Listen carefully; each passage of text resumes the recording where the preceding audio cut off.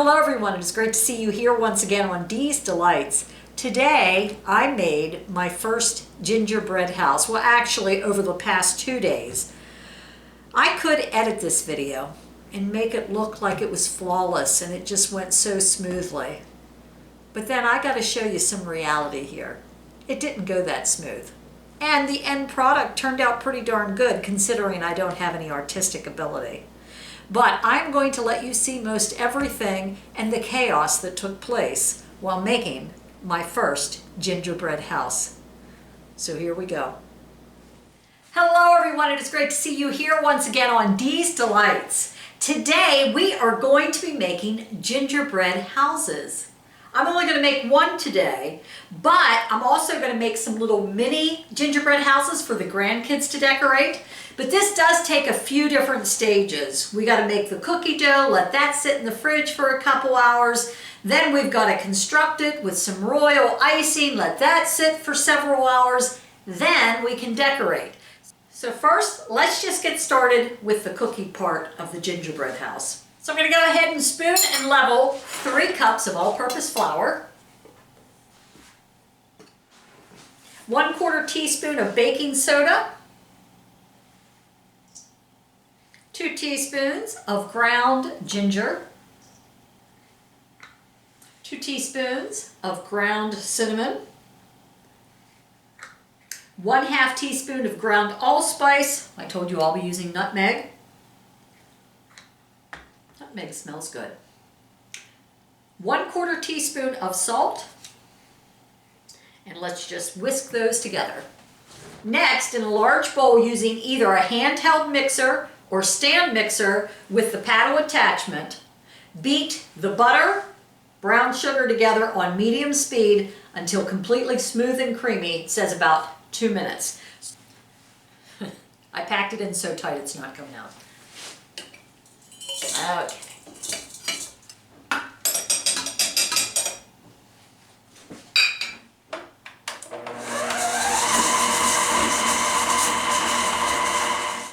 So next, let's beat in the egg, molasses, and water on high speed.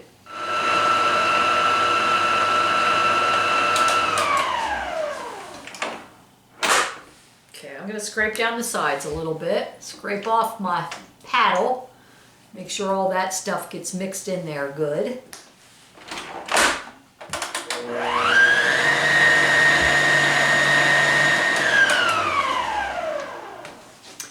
Okay, once that's combined, we're going to start adding our flour and we're going to just put it on low.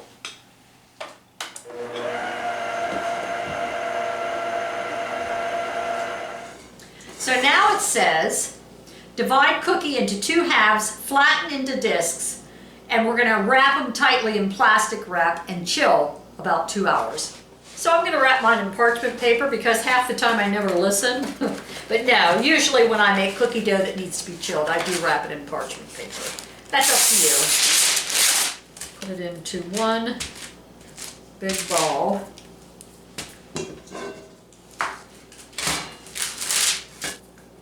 Just going to make a flat, round disc.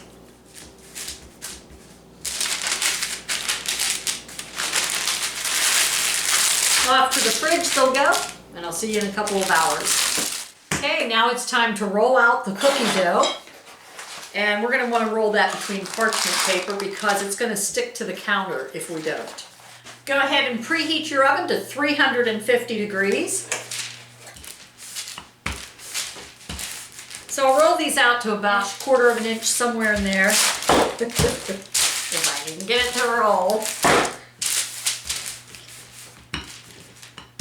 It's a little chilled since I left it in there for 3 hours. Might have to get Doug out here. Hey Doug! Doug is so graciously going to help me out with his brute strength. Yes, I might try to hold. Funny Doug. I might try to hold it. So if you can just get it, it's the problem is holding the paper. Yeah, smush it down. Now remember, 1/4 inch, not too thin. Okay, good enough, good enough. Thank you, thank you, thank you, thank you. on Amazon, I think I got this for about $8, is a gingerbread house cookie cutter set. Or a lot of times you can get them online. You can just print out and then cut out, you know, the walls and the roof and all that. So I'm going to put a little flour on a plate and I'm going to dip my cookie cutters in there. Just kind of dip the ends in so it doesn't stick. And first I am going to do the roof. So you're going to need 2 of everything. Okay, you'll need the side wall, 2 of each, 2 gable ends, and the roof. Put this in here. Press it down firmly. Ooh, perfect. And what we're going to want to do is bake these on parchment paper. It says preheat the oven to 350 degrees and line 2 to 3 large baking sheets with parchment paper or silicone baking mats.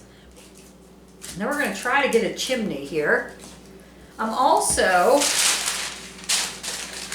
once I do the gable end, I'm going to cut out a little door and some windows. So I'm going to see now that this is a little warmer, I think I'll be able to do it without Doug.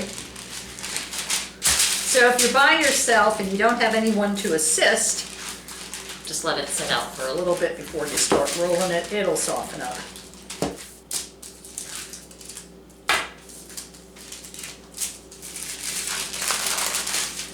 Okay, so out of the gable end, I'm going to cut in a door.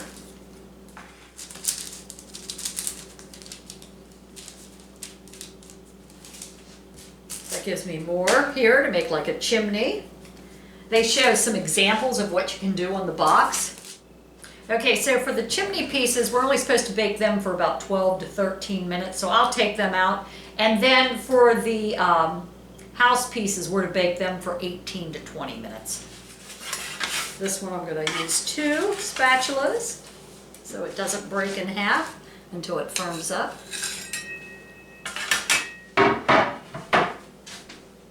I have more little stars and circles in the oven, which we can decorate, glue onto the house. I got all kinds of goodies to decorate the house with, but tonight, just gonna let them cool. I'll put them in an airtight container overnight, and tomorrow morning, I will make the royal icing. So get your squeeze bottles together. Also get a base for your gingerbread house. That way we'll have something firm, solid. I ordered these on Amazon. I got a ton of them for real cheap. So next we're going to make the royal icing. You're only going to need a few ingredients for this. 4 cups of confectioner's sugar. I use the Domino brand. 3 tablespoons of meringue powder. That's spelled M-E-R-I-N-G-U-E. And I got this at a local country store. I'm sure you can find it in most grocery stores. If not, you could order it online. So meringue powder, it says not plain egg white powder, and 9 to 10 tablespoons of water at room temperature. And it says here, if it's especially dry out, you might need a few more tablespoons, but we'll test it and see. So what we're gonna do is pour confectioner's sugar, the meringue powder. So 3 tablespoons of the meringue powder.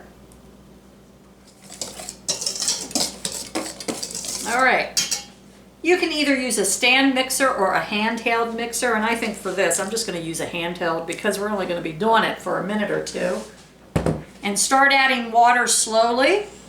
And it says here, beat the icing ingredients together on high speed for about 90 seconds to 2 minutes. We'll see what happens here.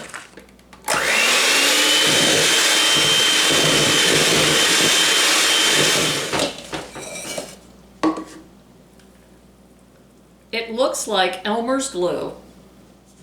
So now I'm going to fill this up.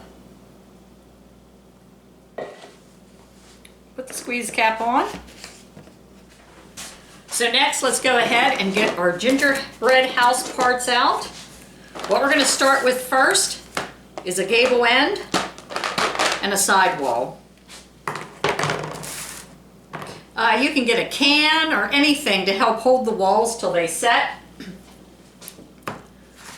So let's get our glue ready, which is the royal icing. I'm going to start, let's see how this goes. I'm going to start with the base here. Oops. And a side. It's okay if it drips around a little bit.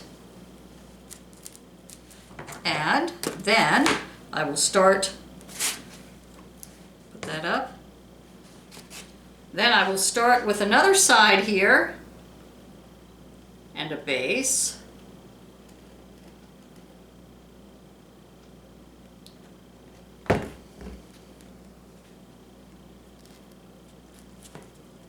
And even if it's not perfect, we'll let those sit for a minute or two, and I'm going to fill in here a little bit. Fill in the gaps. Okay. Let's try it on both ends. I'm going to let that set for at least an hour before I try to put the roof on. We'll see how this goes. We'll see if it stays together. We'll see if I made my glue just a little too thin, but I'll be back in a few. Next, I'm going to attempt to put my roof on. Not sure if this is going to keep. I should have only used about 8 tablespoons of water on this. Whipped it a little bit longer to make it thicker, but it's taken longer to dry. I'm not sure if my roof is going to stay on good. So we'll see, folks. This is why you always do a trial run. And of course my ends, when they cook, they got crooked. See, this is reality here. Right here is reality. It's not pretty either. But when we put the frosting on top and the decorations, we'll hide a lot of the flaws. And as you all know, I am not artistic. So, we're going to start now. I'm going to put, gotta take the lid off first. I'm going to put frosting the whole way up here and down the side.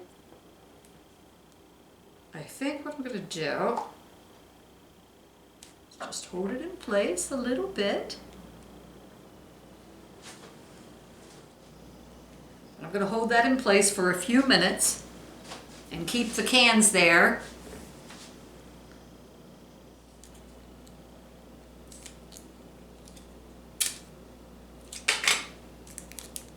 I'm going to use a piece of tape. I'm not going to eat this, so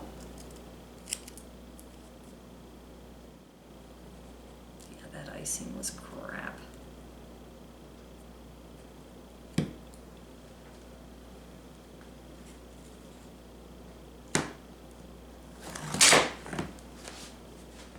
Here's round 2 of making the royal icing. The first batch, too runny. Sometimes you have to wonder if there are typos in the ingredients that they give you. So I'm going to try this again with less water. So 4 cups of confectioner's sugar. I'm using Domino's. I'm going to use a 1/4 cup of the meringue powder, a little bit more than the recipe calls for, and I'm going to use less water than it calls for. So first I'm going to whisk those ingredients together before I add the water. So it says 8 tablespoons. This one said 8 to 10, sometimes 12. No. I'm going to start with about 6 or 7 tablespoons. See what I get.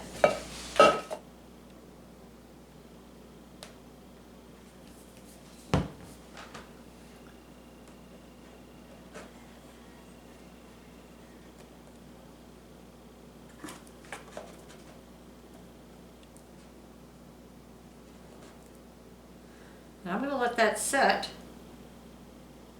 for several hours before I frost it. I'm going to go ahead and try to assemble my chimney. So this is what I got. I got the bottom piece and I got the 2 end pieces. I'm going to try it. See what happens. Okay, I'm going to let that dry too.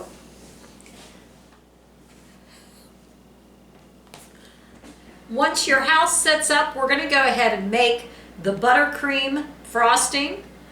1/2 cup of shortening at room temperature, 1/2 cup unsalted butter softened to room temperature, 4 cups of confectioner's sugar, 2 tablespoons of milk, 1/4 teaspoon of pure vanilla extract, and 1/8 teaspoon of salt. So I made some stars and some little circles. We're going to decorate those and stick them on the house. I'm going to put some of that frosting over it. I'm going to make some coconut here for snow in the yard. We'll see what all we get. We'll see what it looks like. As you can see, I did manage to get my chimney on, and I was able to take the cans away. The roof is staying, which is good. So the second batch of royal icing worked out better. I needed it to be a little bit thicker. First time through. I'm going to try it again here, and I'll let you know how that goes. So let's go ahead and make our buttercream frosting. First, we're going to beat the butter and shortening together on medium speed until creamy, about 2 minutes. Okay, next we're going to add the 4 cups of confectioner's sugar. We'll add the 2 tablespoons of milk and the pure vanilla extract, 1/4 teaspoon of salt. We're going to start this out on low, and then we'll beat it on high for about 3 minutes. Okay, I'm going to go ahead and put the frosting in here. Abby, can I take a towel in there?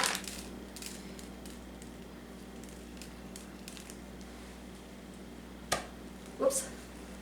I poked a hole in it.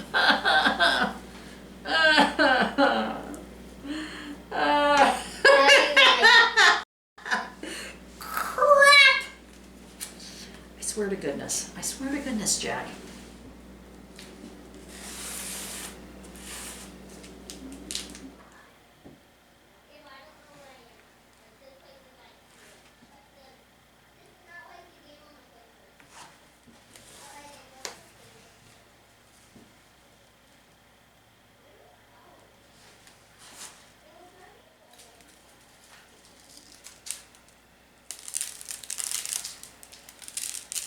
I'm going to put a little bit of glue on my tray. Just smear it around. Abby, we gotta get this done quick. I told my friend that I'll be. Here's the finished product. Yes, it looks like a 5-year-old did it, but no, it was a 60-year-old woman. First time at doing this. Oh my gosh, my kitchen looked like a cyclone hit it. I had my gingerbread house fall apart earlier today because the icing was not thick enough. But here we are, finished product, 1 gingerbread house for the first time ever, made from scratch. So thanks for joining me here once again on Dee's Delights. I hope you have a fabulous day, and I'll see you real soon. Bye-bye.